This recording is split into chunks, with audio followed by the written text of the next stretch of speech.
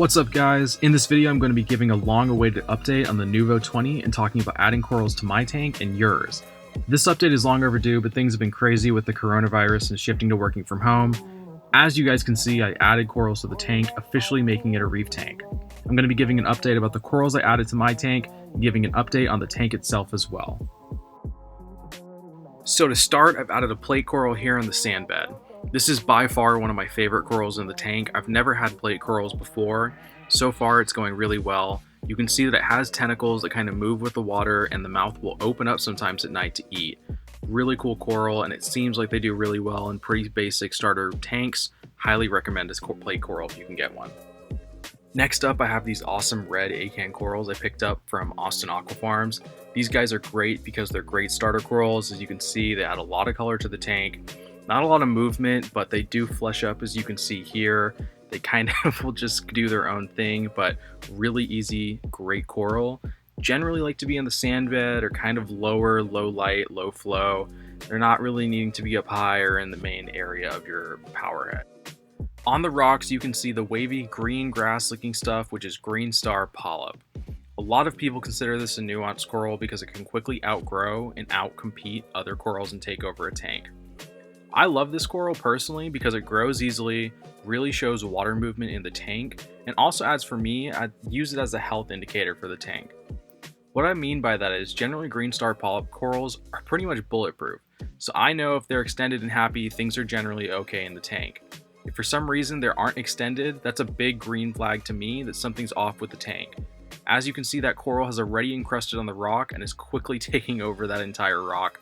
At some point, I'll have to separate it from the rest of the rock structure so it doesn't grow out more. Beyond that, I also have a green hammer coral perched up on the rock and an Australian gold dust torch coral in the center of my rock structure. I actually switched the placement of these two, which is another topic I'll get into later in the video. Torch corals add a lot of personality to a tank, but I've seen some that are really expensive, like $300–400. I would personally never spend that much on a coral. I think I paid like 80 bucks for this one, but definitely look into torch corals. I think they're a great addition and really add some float and movement to your tank.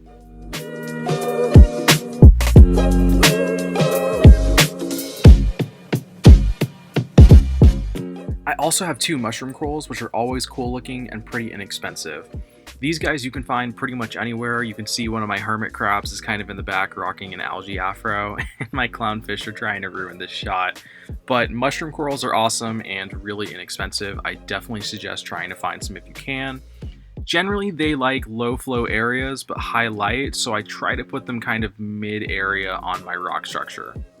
So picking corals for your tank is going to depend on a couple things. The lighting you use, the flow you have in your tank, the stability of the tank, and what space you have to work with. I have buddies in the hobby who chase crazy coral names like Battlestar Galactica, Neon Torch.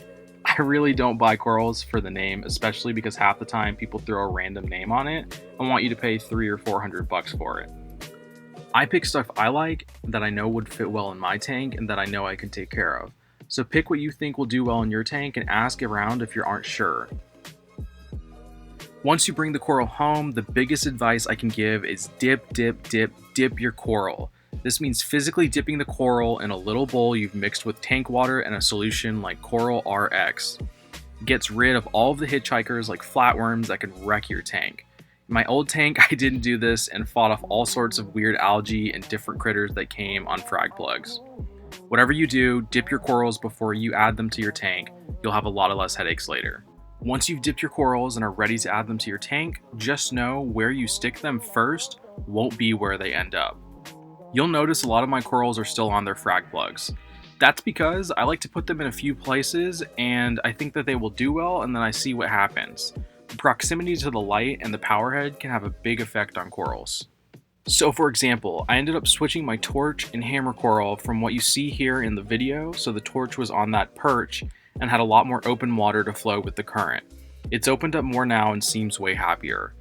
Eventually, I will use super glue to glue things in place when I feel like I have found a spot everyone is happy with. Corals are without a doubt a cool part of this hobby and will become the main challenge in a successful reef tank. The fish are easy, and for the most part, once they're in the tank, will be living there for years to come. The coral, on the other hand, are finicky, and it's a slippery slope to losing all your money, adding all sorts of extra equipment to keep them happy. I'm considering getting a doser down the road, but that's for another video. Since the majority of us have been stuck at home, this has given me a chance to tinker with the tank and add some stuff that I've been wanting to. I really wanted to get ahead of any algae issues, so I added a small cleanup crew of 4 snails to my tank just to help clean up. Keep in mind, some snails can't right themselves if they fall over and they'll die and nuke your tank, so be sure to get a snail that you know will be able to get up on its own so it won't die if it falls over. I'm a big believer in having a refugium in a tank. It solved a lot of algae issues for me in my old tank, so that was something I really wanted to do for this tank. I bought clean Kato from Algae Barn and added it to my middle sump chamber with an in-tank media basket that's also built for this tank. I'm using an Innovative Marine Kato Max Lite to grow the Kato, and so far it's been going well. The whole theory of a refugium is that with the algae growing in the back of your tank and it getting bigger, it'll outcompete nuance algae in your display and help to keep the ugly phase at bay.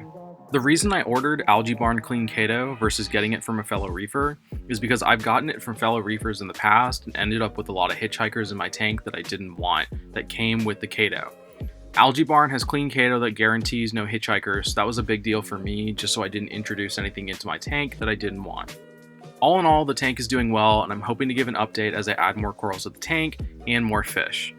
I've been making these videos in the hopes to help others, and so I think I'll be reviewing some more of my equipment in future videos to give a more in-depth guide for those looking at some of the stuff I might be running currently. Let me know if you have any thoughts for future videos or topics you want to know more about.